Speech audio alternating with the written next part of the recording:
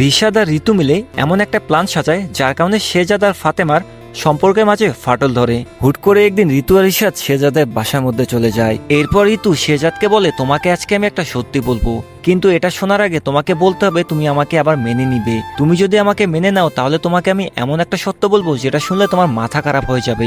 শেহজাদ এটা শোনার পর কিছুক্ষণ ভাবতে থাকে কি এমন সত্য যেটা ঋতু তাকে বলবে। এরপর শেহজাদ ঋতুকে বলে, তাহলে তুমি বলো সেই সত্যটা কি। তখনই ঋতু শেহজাদকে বলে, তুমি যেই ফাতেমার জন্য আমাকে অস্বীকার করতেছো সেই ফাতেমা কিন্তু আমার ভাই রিশাদকে বিয়ে করে ফেলেছে। এটা শোনার পর শেহজাদ সত্যি সত্যি অনেক বেশি অবাক হয়ে যায়। এরপর ফাতেমার দিকে তাকিয়ে তাকে প্রশ্ন করে, ঋতু যেটা বলো সেটা কি আসলেই সত্যি? ফাতেমা তখনই বলে, হ্যাঁ আমি আসলেই রিশাদকে বিয়ে করেছিলাম।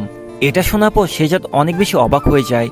এরপর শেহজাদ ফাতেমাকে বলে, তুমি আমার জন্য 6টা মাস অপেক্ষা করতে পারলে না? আমি তো তোমাকে বিশ্বাস করেছিলাম কিন্তু তুমি আমার বিশ্বাসটা ভেঙে ফেললে। এরপর ঋতু শেহজাদকে বলে, ফাতেমা যেহেতু রিশাদকে বিয়ে করে ফেলেছে সে কিন্তু এখন তোমার সাথে থাকতে পারবে না। ইসলামী অনুযায়ী সে কিন্তু এখন রিশাদের বউ। এটা শোনার পর শেহজাদ আসলে অনেক বেশি অবাক হয়ে যায়, কারণ তার তো এখানে কোনো কিছুই বলার নেই। সে অনেকটা ভেঙে পড়ে। তখনই ঋতু শেহজাদকে বলে, শুধু এটাই কিন্তু নয়, ফাতেমা কিন্তু তোমাকে মৃত ঘোষণা করেছে। এক কথায় যখন আমার ভাইকে বিয়ে করতে যায় তখন কিন্তু তার স্বামীর কথা উঠেছিল, আর ঠিক সেই সময় কিন্তু সে একটা জায়গায় সিগনেচার করেছে, আর এটা ছিল তোমার ডেথ সার্টিফিকেট, মানে সে তোমাকে মৃত ঘোষণা করেছে। পরবর্তীতে কিন্তু তুমি আমাকে বিয়ে করেছিলে। এখন বলো তুমি কি ফাতেমাকে নিয়ে থাকতে চাও নাকি আমাকে নিয়ে থাকতে চাও? তোমার ফাতেমা কিন্তু তোমার সাথে বেইমানি করেছে, কিন্তু আমি এত কিছুর পরেও তোমাকে ছেড়ে যাইনি।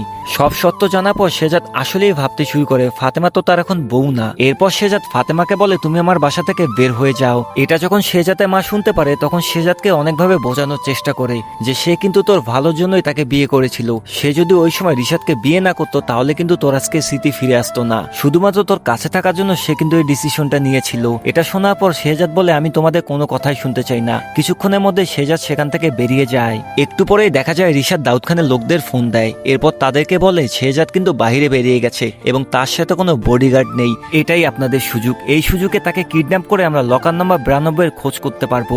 যেহেতু শেহজাদের মন অনেক বেশি খারাপ ছিল তখনই দাউদ খানের লোকজন গাড়ি নিয়ে এসে তাকে ঘিরে ফেলে। এরপর দাউদ খানের লোকজন শেহজাদকে কিন্তু অনেক মায়ের মারে, যার কারণে শেহজাদ কিন্তু অনেক আহত হয়ে যায়। একটু পরেই তারা শেহজাদকে গাড়ির মধ্যে তুলে সেখান থেকে নিয়ে যায়। তার কিছুক্ষণ পরেই আমরা দেখতে পারি গোলাম যখন চোখ খোলে তখন তার হাত বাঁধা, মানে দাউদ খানের লোকজন কিন্তু তার হাত পা বেঁধে রেখেছে।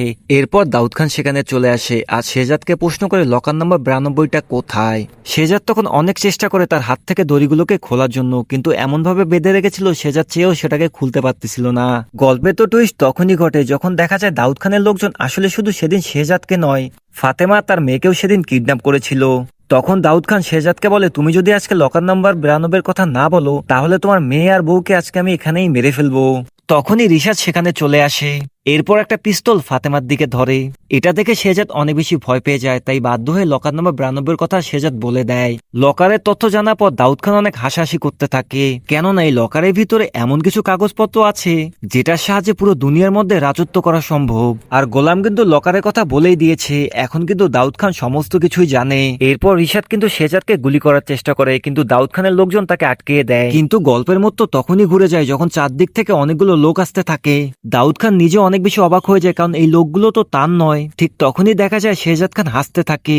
মূলত এই লোকগুলো হচ্ছে শেহজাদ খানের, আর এই লোকগুলো এসে দাউদ খানের লোকজনকে কিন্তু ঘিরে ধরে। এরপর শেহজাদ খানের পিয়ে এসে শেহজাদ খানের কিন্তু হাত খুলে দেয়, আর তখনই দেখা যায় শেহজাদ খান দাউদ খানের লোকজনের সাথে মারামারি করতেছে।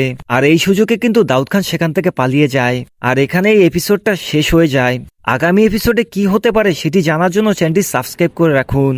আর কারা কারা শুরু থেকে একদম শেষ পর্যন্ত পর্বগুলো দেখেছেন তারা কমেন্টের মাধ্যমে আমাদেরকে জানান। আরেকটা বিষয় আপনাদেরকে ক্লিয়ার করে দেই, আজকের গল্পের মধ্যে যা যা শুনতে পারলেন এগুলো কিন্তু সব ধারণা করে বলা হয়েছে। এগুলো গল্পের মধ্যে ঘটতেও পারে আবার নাও ঘটতে পারে, কিন্তু আপনারা জানেন আমি যে জিনিসগুলো বলি এগুলো কিন্তু গল্পের মধ্যে ঘটে যায়। তাই সকলেই ভালো থাকবেন, সুস্থ থাকবেন।